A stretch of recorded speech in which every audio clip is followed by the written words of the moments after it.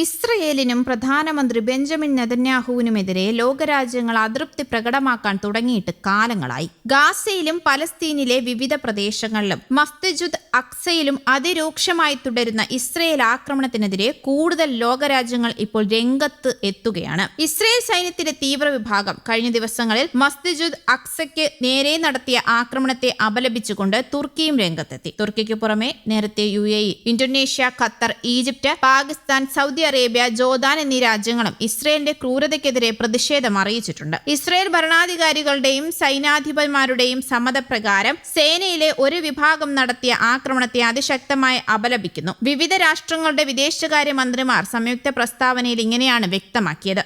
അന്താരാഷ്ട്ര നിയമങ്ങളെ കാറ്റിൽ പറത്തിക്കൊണ്ടുള്ള ഇത്തരം പ്രകോപനപരമായ നീക്കങ്ങൾ അംഗീകരിക്കാനാവില്ല. ജെറുസലേമിലെ പരിശുദ്ധ നഗരങ്ങൾക്കും ഐക്യരാഷ്ട്രസഭയുടെ നിരീക്ഷണത്തിലുള്ള മറ്റ് സ്ഥലങ്ങൾക്കും നേരെയുള്ള ഈ ആക്രമണങ്ങൾ എത്രയും വേഗം അവസാനിപ്പിക്കേണ്ടതുണ്ട് എന്ന് പ്രതിനിധികൾ അറിയിച്ചു. മുസ്ലിം ക്രിസ്ത്യൻ വിശ്വാസങ്ങളിലെ സുപ്രധാന കേന്ദ്രങ്ങൾക്കും ചരിത്രപരമായി പ്രാധാന്യം അർഹിക്കുന്ന സ്ഥലങ്ങൾക്കും നേരെയുള്ള ആക്രമണങ്ങളെയും വിദേശകാര്യ മന്ത്രിമാർ അപലപിച്ചു. ജെറുസലേമിലെ ചിഹ്നങ്ങളും കേന്ദ്രങ്ങളും നിർബന്ധമായും സംരക്ഷിക്കപ്പെടേണ്ടതുണ്ടെന്നും അവർ ഓർമ്മിപ്പിച്ചു. ഇസ്രയേൽ ആക്രമണങ്ങൾ മേഖലയെ കൂടുതൽ സംഘർഷത്തിലേക്ക് തള്ളിവിടുകയാണ് ചെയ്യുന്നത്. ഇരു രാജ്യങ്ങൾക്കുമിടയിലെ സമാധാനം പുനഃസ്ഥാപിക്കാനുള്ള അന്താരാഷ്ട്ര ശ്രമങ്ങളെ ഈ ആക്രമണങ്ങൾ അസാധുവാക്കുന്നുവെന്നും ഇസ്രയേൽ നീക്കങ്ങൾ അന്താരാഷ്ട്ര നിയമങ്ങളോടുള്ള നഗ്നലംഘനമാണെന്നും മന്ത്രിമാർ വ്യക്തമാക്കി. നിലവിലെ നിയമവിരുദ്ധമായ എല്ലാ പ്രവൃത്തികളും അവസാനിപ്പിച്ചുകൊണ്ട് മസ്ജിദുൽ അക്സയുമായി ബന്ധപ്പെട്ട ചരിത്രശേഷിപ്പുകളെ സുരക്ഷിതമാക്കണമെന്നും വിദേശകാര്യ മന്ത്രിമാർ പ്രസ്താവനയിൽ കൂട്ടിച്ചേർക്കുന്നു. മേഖലയിലെ സമാധാനം പുനഃസ്ഥാപിക്കാൻ തങ്ങളാലാകുന്നത് നടപ്പിലാക്കുമെന്നും അവർ ഉറപ്പു നൽകിയതായാണ് റിപ്പോർട്ടുകൾ. സമാധാന ശ്രമങ്ങൾക്കിടയിലും പലസ്തീനിലും ലെബനാനിലും ഇസ്രയേൽ ആക്രമണങ്ങൾ തുടർന്നുകൊണ്ടിരിക്കുകയാണ്.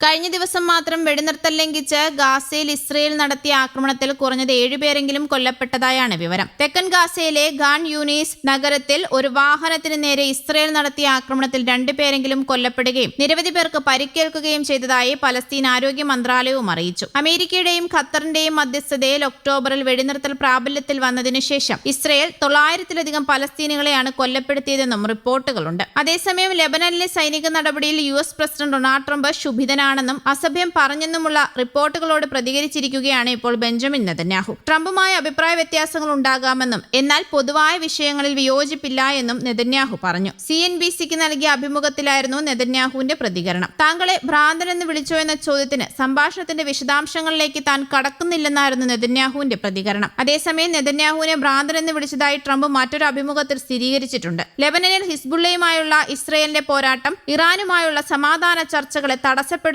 എന്നതിൽ തനിക്ക് ചെറിയ അസ്വസ്ഥതയുണ്ട് എന്നും അദ്ദേഹം പറഞ്ഞു. ലെബനനിൽ ഇസ്രയേൽ ആക്രമണങ്ങൾ നടത്തിവരുന്നതിനിടെ കഴിഞ്ഞ ദിവസമാണ് ട്രംപ് നെതന്യാഹുവിനെ ഫോണിൽ വിളിച്ച് ശുഭിതനായി സംസാരിച്ചത്. ലെബനനിലെ ആക്രമണത്തെ തുടർന്ന് US-ഉമായുള്ള ചർച്ചകളിൽ നിന്ന് ഇറാൻ പിന്മാറുകയാണെന്ന് ഭീഷണി മുഴക്കിയതിന് പിന്നാലെയായിരുന്നു ഈ സംഭവം. യുദ്ധം കൈകാര്യം ചെയ്യുന്നതിനെക്കുറിച്ച് ട്രംപും താനും തമ്മിൽ തന്ത്രപരമായ അഭിപ്രായ വ്യത്യാസങ്ങൾ ഉണ്ടാകാം, എന്നാൽ ഞങ്ങൾ പല കാര്യങ്ങളിലും യോജിക്കുന്നു എന്നും നെതന്യാഹു CNBCയോട് പറഞ്ഞു. ഇറാൻ ഇസ്രയേലിനും അമേരിക്കയ്ക്കും ഒരുപോലെ നിലനിൽപ്പിന് ഭീഷണിയാണെന്നും ആണവായുധം വികസിപ്പിക്കുന്നതിൽ നിന്ന് അവരെ തടയേണ്ടത് നിർണായകമാണെന്നും നെതന്യാഹു കൂട്ടിച്ചേർക്കുന്നു.